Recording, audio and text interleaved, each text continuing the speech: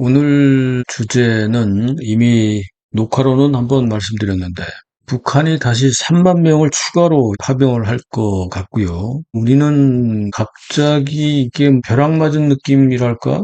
러우 전쟁인데 갑자기 우리가 안보가 엄청나게 위험해져 버렸습니다. 야, 이게 도대체 뭐가 어떻게 돌아가는 건지 정말 우리는 지금 이렇게 돌아가고 있는데도 야, 이거 우리나라의 언론사나 이런 데 전혀 이런 얘기들이 그냥 무심하게 지나가고 있습니다. 러우 전쟁 자체에서 무심했던 거는 이해가 되지만 북한이 2024년부터 이 파병을 시작하면서 그리고 북한과 러시아 간의 동맹이 이제 혈맹이 돼버렸기 때문에 그 이후에 대한 후유증이나 이런 거에 대해서 전혀 지금 얘기들이 없어요. 이것 좀 큰일 났습니다. 그래서 오늘 주제가 그래서 추가 파병하는데 급상승해버린 북러 간의 혈맹이 됐는데 게다가 이제는 핵동맹이 돼버렸습니다. 핵동맹. 북러 핵동맹.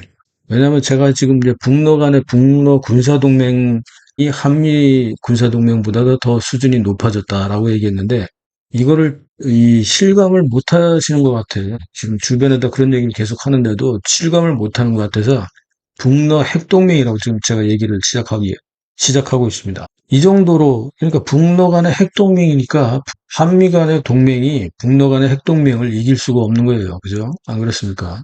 그러다 보니까 생존 위기에 직면을 해버렸습니다. 이 러시아 같은 경우가 다탄도 미사일이나 소형 핵 이걸 갖다가 핵무기를 북한한테 지금 전수하고 있는데 이렇게 되면요. 한국과 일본은 고사하고 미국마저도 이거 심각한 위기에 처하지 않을 수가 없습니다. 생존 위기까지 내몰려 있고 위기가 지금 다가오고 있음에도 이걸 전혀 느끼지 못하고 있는 것 같은 이런 안타까움이 있어서 오늘은 이 주제를 좀 정해봤습니다. 다시 한번 경각심을 우리가 갖자는 의미에서 이 주제를 정했고요. 현재 진행 중인 북한과 러시아의 군사적 밀착이 단순한 군사물자의 차원을 넘었다.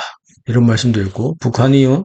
수십 년 동안 고립된 상태에서 자기들끼리 혼자서 해왔던 이런 연구가 이 군사적인 연구가 한계가 있을 수밖에 없는데 이 수십 년 동안 막혀있던 해법을 러시아가 실전 실험지를 제공함으로써 파병을 통해서 단숨에 뛰어넘는 중대한 안보의 변곡점을 지금 우크라이나 전쟁을 통해서 북한이 가지고 있습니다. 그래서 우크라이나 전쟁이 장기화로 되다 보니까 극심한 병력 부족과 탄약 고갈에 직면해 있다 보니 러시아는 이를 타개하기 위해서 푸틴 국제사회의 비난을 무릅쓰고 북한과 이란에 손을 내미는 이른바 구걸 외교를 자행하고 있는데 북한은 이러한 러시아의 절박함을 아주 잘 이용하죠. 항상 이렇게 이용하는 이 외교의 달인이니까 얘네들은. 그래서 자국의 군사력을 현대화하고 체제 생존을 보장받는 수준이 넘어서고 있습니다. 이 핵무기의 개발 자체가 체제 생존을 보장받기 위해서 하다가 이제는 그걸 넘어서서 러시아 기술을 이용해서 핵무기 소형화 그리고 다탄두 투발 능력을 향상시키고 있거든요. 이러면 게임 체인저가 됩니다. 이렇게 무시무시한 게임 확보할 경우에는 미국도 절절맬 수밖에 없는 그런 상황이 되죠. 북한군이 어쨌든 이렇게 우크라이나 국경 전선에 최전방에 들어감으로 인해서 실전 경험, 전투 경험이 축적이 되다 보니까 이제 그 부분에서만 그런 게 아니고 게다가 러시아군과의 현대식 대규모 연합작전도 거기서 할 수가 있고 그다음에 실전 전술이라든지 무기 운용법이라든지 특히 이번에 현대전의 정말 우크라이나 전쟁의 특색은 뭡니까? 이 드론 전쟁이잖아요. 드론 전쟁에다가 로봇까지도 거기에 활용이 되고 이러다 보니까 비대칭 전력이 투사돼서 그것이 전쟁의 승패를 좌우하는 정도로 되다 보니까 무인 비대칭 작전 이런 능력들이 새롭게 지금 자리 잡게 되는 여기에 이제 AI가 가미가 돼서 AI가 통제하고 작전 계획을 짜고 이렇게까지 가고 있기 때문에 북한 같은 경우는 이런 경험을 여기서 실제로 실전에서 하고 돌아오면 더더군다나 정예 특수부대들이 이렇게 가서 돌아와서 북한군 전체를 완전히 빌드업 시켜버리면 이게 전투적인 측면에서 우리 입장에서는 굉장히 부담이 될 수밖에 없는 상황이죠. 게다가 이것뿐만 아니라 이 정예 특수부대가 가서 미사일이라든지 자기들이 지금까지 갖고 있었던 스펙만 가지고 있었던 것이 거기에 직접 해보니까 이 포탄이나 기타 모든 무기들을 거기에 운용하면서 운용 능력에 대한 것을 까지도 이제 빌드업이 되는 거죠. 러시아가 하도 답답하니까 북한제를 쐈는데 오차 범위가 너무 넓다고 제가 여러 번 말씀드렸죠. 처음에는 그걸 200m 수정을 해서 지금 한 10에서 15m 이 정도로 정확도를 높여줬다는 거죠. 그러니까 러시아가 옆에 있다가 야 하도 답답하니까 원포인트 레슨으로 딱 잡아주니까 기술이 확 올라갈 수밖에 없습니다. 그래서 물론 북한에서도 북한 기술도 일부 러시아가 기술이 있었어 이러면서 받아들인 것도 있는데 어쨌든 대부분이 러시아가 북한의 군사 기술 지도를 하는 이런 거이기 때문에 2024년 6월에 평양을 가가지고 상호 군사 원조 조약을 전격 체결을 했습니다. 이 맺은 조약 안에는 자동 개입 조항이 있습니다. 그래서 한미동맹 수준으로 왔다. 그리고 북중동맹보다 더 높다. 이렇게 얘기를 했고 북중동맹이 제일 약하고 자동 개입 조항이 없으니까 그 다음 단계가 한미동맹이고 그리고 지금 러시아하고의 북러 동맹은 사실은 그런 거 저런 거 상관없이 무조건 개입에다가 핵 보유까지 푸틴이 인정해 주기 때문에 이거는 핵 동맹이라고 제가 표현하는 정도로 한미동맹하고는 수준이 다르다. 자, 두 번째는 그래서 북러 간의 군사 밀착의 대가 그리고 핵심 군사 기술 거래를 실제로 한 번 더 짚어보면 북한에 3만 명을 추가 배치하면 게다가 이번에는 미사일 발사대나 미사일 이런 것들도 러시아가 부족하다 보니까 우리 보고는 우크라이나한테 공격용 무기 주지 말라고 그러면서 푸틴은 지금 북한한테 이런 걸 요구하면서 받아가고 있잖아요.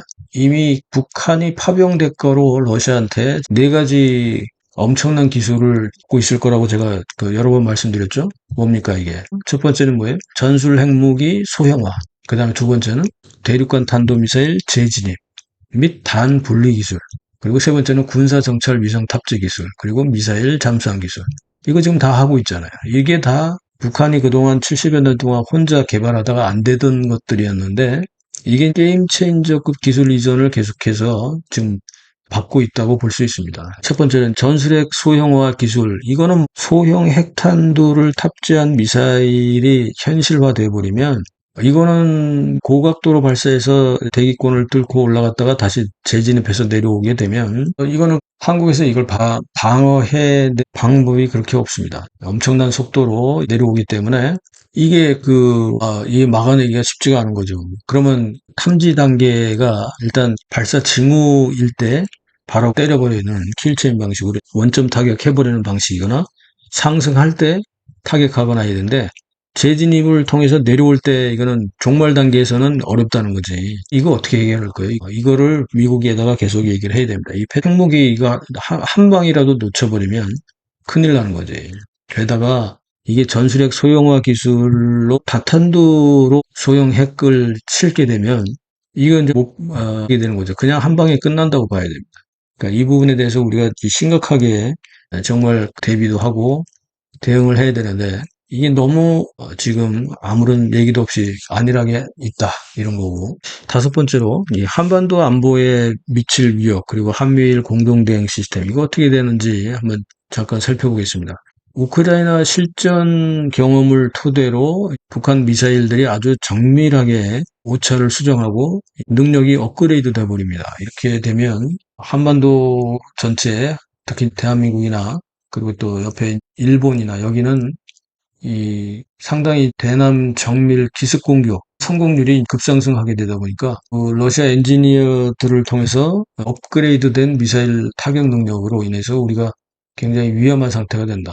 그래서 우리 군 같은 경우는 주요 작전기지나 레이더 통제소 이런 것들이 핀포인트 타격을 받게 되면 초기에 우리가 안보 균형이 무너져 내리는 거기 때문에 심각한 게 아닐 수 없습니다. 게다가 지금 계속 말씀드렸던 대로 KN2324 시리즈가 이 저고도로 날아오는 거기 때문에 요격이 쉽지가 않다고 합니다. 우리 KAMD 가지고 이게 쉽지가 않다. 이렇다 보니까 북한과 러시아의 동맹은 어제 혈맹 및 핵동맹이라고 얘기할 정도까지 가 있고 중국이 거기에 다시 밀착하면서 북중러 혹은 북중 간의 관계도 역시 상당히 밀착되고 있습니다. 북러 간의 완전한 군사 밀착 이런 부분이 우리 한미일 간에 지금 공동으로 대응해야 되는데 다행스럽게도 7월 달에 도쿄에서 한미일 3자 안보 협력 프레임워크가 있었고 여기서 북한 미사일 위협이라든지 아태 지역의 복합적인 안보 불안에 공동으로 대응하자. 그래서 미사일 데이터 공유 체계라든지 이런 정례 고위급 회담, 다자간 연합훈련 이런 것들이 계속 논의가 되고 있습니다. 그래서 이런 것이 이제 정보가 실시간 이제 공유가 되고 공동으로 조기 경보 시스템을 운영하게 되고 지금까지 해왔던 거지만 그래서 그걸 좀 더 업그레이드 시키고 뭐 이렇게 이제 하는 실질적인 이제 움직임이 있어서 그나마 다행이긴 한데 따라서 우리가 한국과 미국 혹은 한미일이 일단 사전 탐지가 중요하고 초기 탐지가 중요하다 보니까 공동 조기 경보 시스템을 그나마 지금 협의를 하고 있으니까 고도로 더 이거를 그 협력 관계를 더 높여서 실시간 데이터 공유 체계를 제대로 좀 운영하는 그런 것들이 이제 훈련도 물론 그렇고 이 실질적인 이런 기술력도 더 향상을 시켜야 되겠습니다. 일단은 탐지 단계가 굉장히 중요하게 됐습니다. 그죠? 그래서 사전 탐지해서 사전 선대 타격하는 방식밖에 없는데 그리고 그다음에 세 번째는 추적 단계인데 데이터 링크가 이런 식으로 통합이 되게 되면 미사일이 수평선을 넘어가거나 사각지대에 진입해도 서로 다른 지역에서 탐지 및 식별해 오는 그런 레이더가 잡아주기 때문에 추적 단계에서도 이게 안 끊어지죠. 이를테면 한국이 포착을 해서 가고 있는데 이게 사각지대로 가거나 수평선이 안 되거나 하면 일본 쪽에서는 그 탐지가 될 수 있고 미국에서도 할 수 있으니까 추적 단계에서도 공통으로 정보가 실시간으로 교류가 돼야 되고 그렇게 해서 선별된 실제 탄도 표적 재원을 최적의 위치에 있는 요격 자산들이 실시간 서로 정보를 공유하다가 공유된 정보를 확실하게 누가 타격하는 게 좋은지를 바로 AI로 알려주는 거지. 그래서 타격을 해서 방어해내는 이런 걸 해야 되는 거죠. 즉 혼자 하기는 어렵다는 거예요. 이게. 그나마 한미일이 이런 정보 자산에 대한 것을 하나로 통합하는 협의를 하고 공동안보가 돼버렸습니다. 그래서 그렇게 하고 있다는 게 그나마 다행입니다.